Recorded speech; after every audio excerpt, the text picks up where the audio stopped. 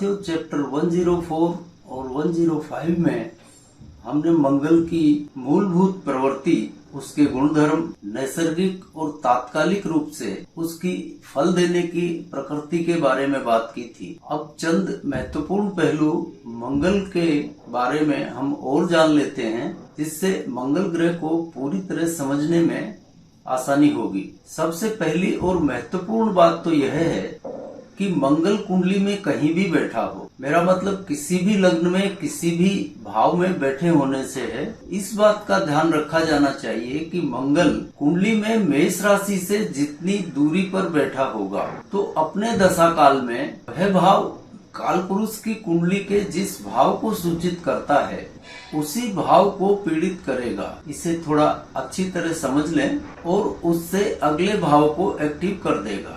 सबसे महत्वपूर्ण बात है, मंगल के दशा काल में उसके द्वारा दिए जाने वाले फलों को जानने के लिए यह एक महत्वपूर्ण सूत्र है, जिसे ध्यान में रखा जाना चाहिए। और साथ ही आप यह भी समझ लीजिए कि यह मंगल का एक निश्चित गुण धर्म है। अपने स्तर पर हमने इस पूरी मंगल की श्रृंखला को बहुत ही साधारण भाषा में आपसे बात की है मंगल के बारे में, लेकिन हर व्यक्ति की अलग अलग समझ होती है, तो इसे जो भी नहीं समझ पाए हों वो रिवीजन करके इन सूत्रों को अच्छी तरह से समझ लें। और ऐसा कोई रॉकेट साइंस नहीं है कि आपकी समझ में नहीं आए। शुरू में थोड़ा सा दिमाग पर बोझ जरूर पड़ता है, लेकिन मंगल के फल अगर आपको जानने हैं तो यह कवायद करनी ही पड़ेगी। फिर भी आपकी सहूलियत के लिए यहाँ पर हम एक कुंडली लेकर फिर से इसको समझने का प्रयत्न कर लेते हैं, और आशा करता हूं कि इस कुंडली के माध्यम से आपको मंगल के फल समझने में बहुत ही सहायता मिलेगी। और एक बात का ध्यान रखिए कि ये जो कुंडली हम ले रहे हैं, इसमें हम मंगल के नैसर्गिक और तात्कालिक दोनों फलों के बारे में जानेंगे। यानी मंगल नैसर्गिक रूप से सारी उम्र क्या फल देता रहेगा, और जब इसका दशाकाल होगा तब यह क्या फल देगा। यहाँ आप देख रहे हैं कि यह एक मिथुन लग्न की कुंडली है और मंगल इसमें सप्तम भाव धनु राशि में बैठा है। तो जैसा हमने नैसर्गिक रूप से मंगल के फलों की बात की थी, तो यह मंगल जातक को इस धनु राशि यानी नवम भाव के नैसर्गिक कारकत्वों की तरफ ले जाने का कार्य करेगा, और जीवन भर यह उसकी तरफ ही इसको आकर्षित करता रहेगा। और नवम भाव के कारकत्वों, ये जो नवम भाव है, इसके कारकत्वों, काल पुरुष की कुंडली का नवम भाव, उसके कारकत्वों की तरफ जातक को हमेशा आकर्षित रखेगा। जैसे धर्म, गुरु और पिता के प्रति यह जातक श्रद्धावान भी रहेगा और उनके प्रति समर्पित भी रहेगा, और इन लोगों से इसका विशेष लगाव भी रहेगा। पिता के प्रति स्नेह रखने वाला होगा। कहने का मतलब यह है कि जातक की सारी ऊर्जा इस नवम भाव के कारकत्वों के प्रति ही रहेगी। तो यह मंगल के नैसर्गिक फल हुए, जो कि सारी उम्र जातक के स्वभाव में शामिल रहेंगे ही। लेकिन जब भी मंगल की दशा आएगी तब भी क्या यह यही फल देगा? यानी अभी नैसर्गिक रूप से तो यह नवम भाव के फल आजीवन देता रहेगा, लेकिन जब इस मंगल की दशा आएगी तब क्या होगा? बस अब समझ लेने वाली बात यह है कि यहाँ जब भी इस मंगल की दशा आएगी उस समय के फल इसके बिल्कुल विपरीत रहेंगे। और इन फलों को किस प्रकार से देखना है, अब इस बारे में हम बात कर लेते हैं। तो देखिए, यहाँ पर मंगल इस सप्तम भाव में बैठा हुआ है, धनु राशि में। तो जब इसकी दशा आएगी तब यह क्या करेगा, इसी सप्तम भाव को, इस सप्तम भाव के कारकत्वों को माध्यम बनाएगा। और ये जो नवम भाव है, जहाँ ये धनु राशि में बैठा है, इसलिए सप्तम भाव के कारकत्वों को माध्यम बनाकर यह नवम भाव के फल नष्ट कर दे। फिर से एक बार समझ लीजिए, यहाँ सप्तम भाव के कारकत्वों को माध्यम बनाकर यह नवम भाव के फलों को नष्ट करेगा अपने दशा काल में। अब यहाँ ध्यान दीजिए, सप्तम भाव को माध्यम बनाएगा, और सप्तम भाव मार्क भी होता है, यह भी आपको मालूम है। तो सप्तम भाव को माध्यम बनाकर इसे नवम को नष्ट करना है। इसकी ड्यूटी यहाँ दशा काल में सिर्फ इतनी ही है कि सप्तम भाव के कारकत्वों को माध्यम बनाए और नवम भाव को नष्ट कर दे। फलस्वरूप यह मंगल सप्तम भाव को जागृत करेगा, यानी यह मार्केश भाव को जागृत कर रहा है। तो इस दशा अवधि में इस जातक के पिता, गुरु इनको मरणासन्न कष्ट दे सकता है या मृत्यु मुख में भी ले जा सकता है, और इस दशा काल में जातक को इनका वियोग सहना पड़ सकता है। यह इसके दशा में फल होंगे। अब यहाँ पर नवम भाव को यह नष्ट कर रहा है तो दसम भाव को बढ़ा देगा, यानी नवम को नष्ट करके उससे अगले भाव दसम को यानी कर्म भाव को एक्टिव करके और जीवन को आगे गतिशील रखेगा। मतलब यह है कि नवम रूपी भाग्य का सहारा घटकर उससे अगले भाव अर्थात दसम भाव कर्मजन्य संघर्ष का जीवन में समावेश हो जाए। अभी तक जो पिता पर आश्रित था, अब वह दसम रूपी कर्म माने खुद को कर्म करना पड़ेगा। इसको दसम भाव को यहाँ पर ये जागृत कर देगा। और इस उदाहरण से आशा करता हूँ कि मंगल के नैसर्गिक और दशा काल में कैसे फल मिलते हैं, इनको देखने का तरीका आपके समझ में आ गया होगा। यह कोई बहुत बड़ी बात नहीं है, सिंपल सी बात है। मंगल जिस राशि में भी बैठा हो, यहाँ जैसे धनु राशि में बैठा है तो नवम भाव के फल देगा नैसर्गिक रूप से। यहाँ मान लीजिए कन्या में बैठा होता तो कन्या के यानी छठे भाव के फल देता। यह जिस राशि में भी बैठेगा उसके नैसर्गिक फल जीवन भर देता रहेगा।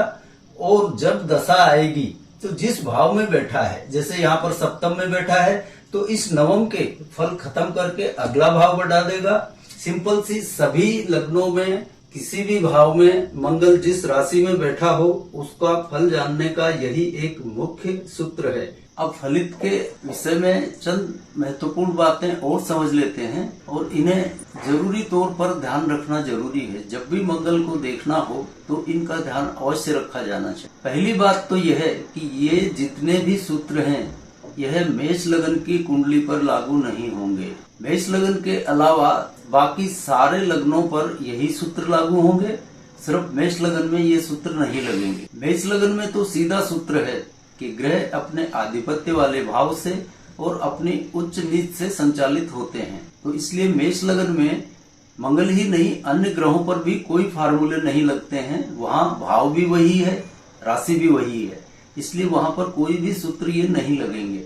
इस बात का ध्यान रखें। और दूसरी बात, और कल ही श्री लक्ष्मी नारायण जी पारिक ने यह सवाल भी उठाया था कि स्त्री जातिका की कुंडली में ये सूत्र लगेंगे या नहीं लगेंगे। तो आपको स्पष्ट कर दूं, स्त्री जातिका की कुंडली में भी ये कोई सूत्र नहीं लगेंगे, क्योंकि स्त्री और पुरुष दोनों जातकों की कुंडली के फलित करने में जमीन आसमान का अंतर आ जाता है। और यह सारे सूत्र हमने पुरुष जातक की कुंडली को आधार मानकर ही आपको बताए हैं। भविष्य में जब स्त्री और पुरुष जातक की कुंडली में मूलभूत अंतर के बारे में बात करेंगे तब आपको इसका पता लग जाएगा कि स्त्री और पुरुष जातक की कुंडली में फलित करने में कितना अंतर आएगा। इस पर हम फिर भविष्य में अवश्य बात करेंगे। फिलहाल तो आप इन सूत्रों को पुरुष जातक की कुंडली के लिए मानकर ही चलें।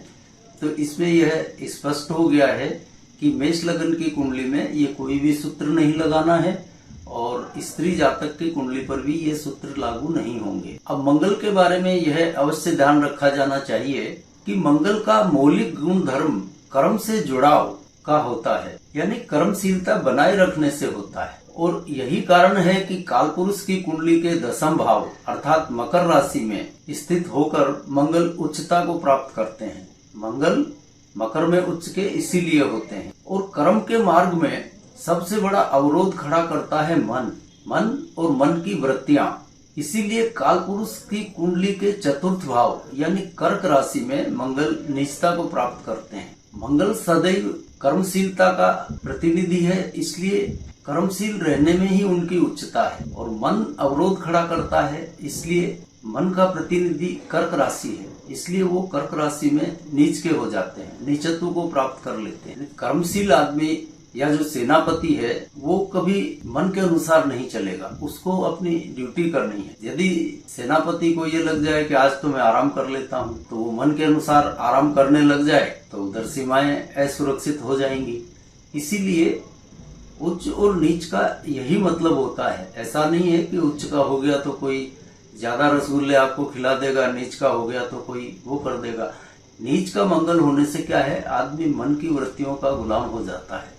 और जिनका भी मकर में मंगल होता है वो कर्मशील होते हैं। यह नैसर्गिक गुणधर्म है और आप जब भी कुंडलियों में देखें तो आप इस बात का अनुमान स्वतः ही लगा सकते हैं। मंगल की स्थिति कुंडली में देखकर ही कि यह किस राशि में बैठा है, आप जातक के बारे में, उसके स्वभाव के बारे में जान सकते हैं कि यह किस प्रवृत्ति का व्यक्ति है। तो ग्रहों की ये कुछ बेसिक प्रवृत्तियां हैं, इन्हें जाने बगैर, उनकी प्रवृत्ति को जाने बगैर सटीक फल कथन करना थोड़ा सा कठिन कार्य है। अंदाज लगाना तो कुछ भी लगा लीजिए, लेकिन सटीकता से फल कथन करने के लिए हमको उसके बेसिक्स का ज्ञान होना जरूरी है। और एक बार आपने इनको समझ लिया तो आपके फलित में इसकी झलक स्पष्ट दिखलाई देगी। अब आज के चैप्टर को हम और लंबा नहीं करते हैं, फिलहाल इसको यहीं विराम देते हैं।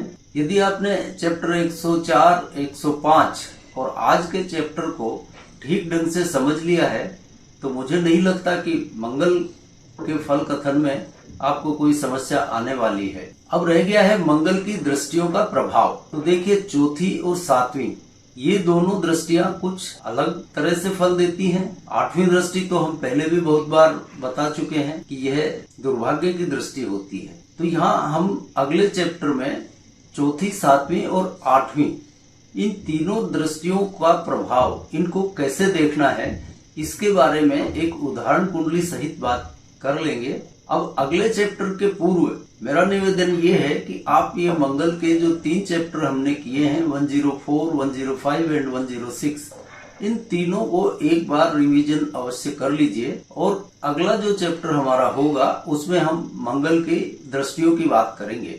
यहाँ पर मंगल के नैसर्गिक गुण आपको पूरी तरह समझ में आ रहे होंगे, हम बता चुके हैं। तात्कालिक यानी जो उसके दशा काल में फल होंगे उनके बारे में भी हम बात कर चुके हैं। अब तीसरा सबसे महत्वपूर्ण रह जाता है, इसकी दृष्टियों का क्या फल होगा। तो ये हम अगले चैप्टर में क्लियर कर देंगे। तब तक आप इनका रिवीजन करिए और हम अब अगले चैप्टर में आपसे मिलते हैं। तब तक के लिए जय जय सिया राम।